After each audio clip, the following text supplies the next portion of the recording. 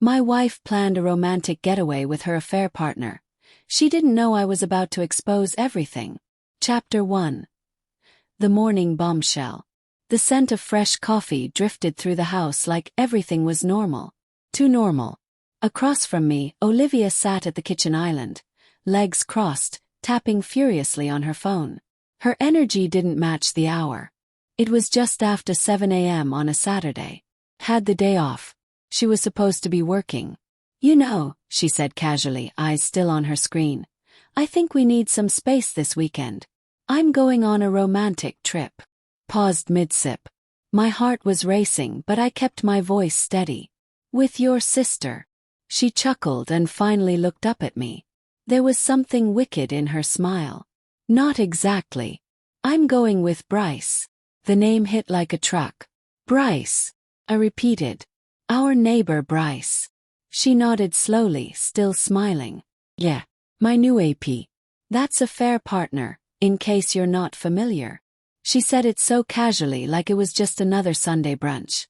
Then she slid on her sunglasses, grabbed an overnight bag that had clearly been packed well in advance, and started for the door. "Try not to freak out, Nathan," she said coolly. "You'll adjust. Maybe this is good for us." I stared at her like I didn't even recognize the woman I married. Maybe I didn't. I stood up and said it clearly, without raising my voice. "I will destroy both you and your bastard." She stopped at the door, laughed, and turned just enough to mock me with her final words. "You've always been dramatic, Nathan. That's why I needed someone exciting for once." She walked out. But what Olivia didn't know was that the war had already started, and I was 10 steps ahead. I had already planted a voice recorder in the hallway. I'd synced our iCloud accounts and seen every hotel confirmation, every Venmo marked spa night and room service. I had footage from the back patio camera, the one she forgot existed, of Bryce sneaking in and out of our house. She didn't know I'd already retained a divorce attorney known for handling high-conflict infidelity cases. She thought she was playing chess. She didn't realize I was already writing the final move. Chapter 2. Checkmate begins. Some men lash out. Some sulk. Prepare. Quietly. With precision. That morning I went straight into my office, locked the door, and opened the folder on my desktop labeled, "Final Act." Inside was a trove of evidence. Screen recordings of Olivia's explicit texts to Bryce. Camera footage of Bryce entering our house every Thursday while I worked late. Screenshots of Olivia's secret messages to her friends calling me boring, dead weight, and her financial backup plan. A backup drive I'd already mailed to my attorney. I didn't want a divorce. I wanted obliteration, social, legal, and personal. Chapter 3. Bryce exposed. On the surface, Bryce Cooper was harmless. Salesman, leased sports car, cologne that screamed, "I peaked in college." But his online footprint told a different story. He used my guest Wi-Fi when he came over for book club nights or study sessions. Bad move. I run the network. Within hours, I had access to his device metadata. And then I found it. A hidden folder labeled, "Client Intake Red Maple Spa." Schedules. Secret recordings. Bryce wasn't just Olivia's affair partner. He was running an unlicensed private massage business. The kind you'd expect to get raided. Chapter 4. Olivia unraveled. While Olivia was busy posting filtered pictures of rose petals and champagne on Instagram from their romantic weekend, I launched the first wave. I emailed copies of her hotel confirmations, texts, and receipts to her HR department. I sent the same files to her conservative parents, deeply religious and very judgmental. I CC'd her closest friends in the book club with one line: "You deserve to know what she's really doing." The fallout was immediate. By Monday, her best friend Hannah called me.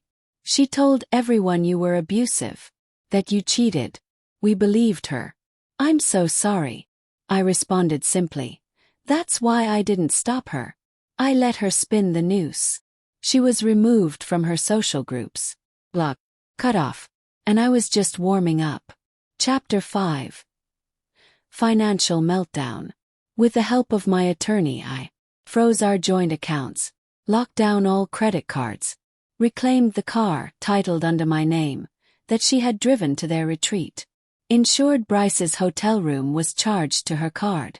It declined at checkout.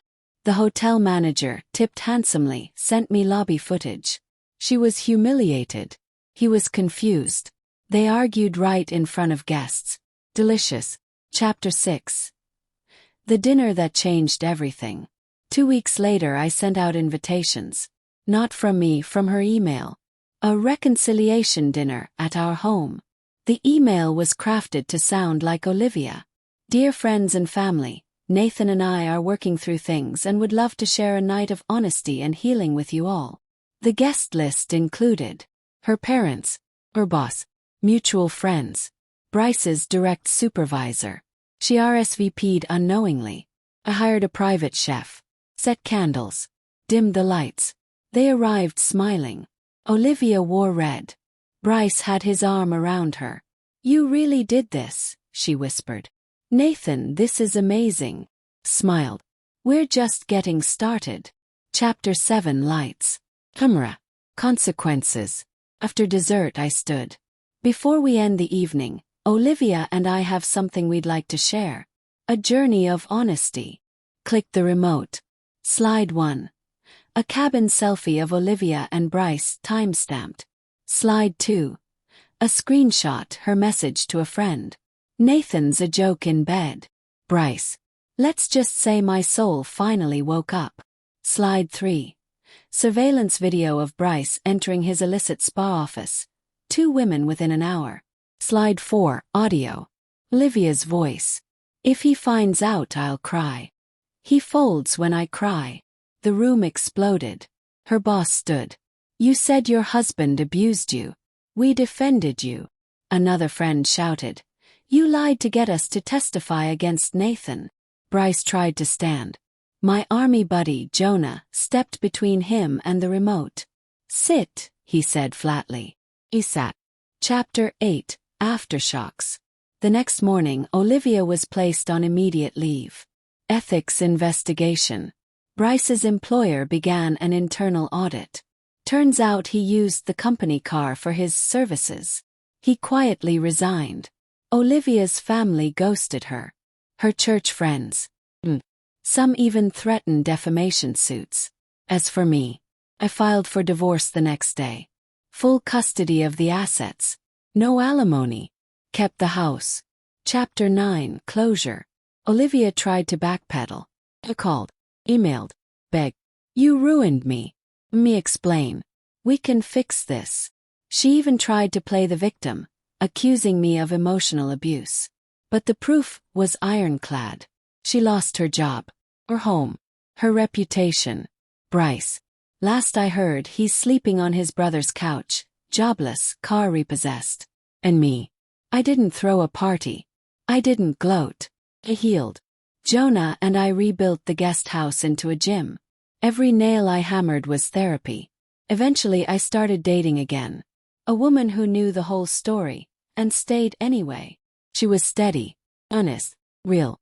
Final chapter. The quiet victory. Olivia once told me, you always fold when I cry. She was right. Until the day she cried. And I just watched. That night, I slept like a man who finally reclaimed his peace. Was my revenge justified? You tell me. What would you have done in my shoes?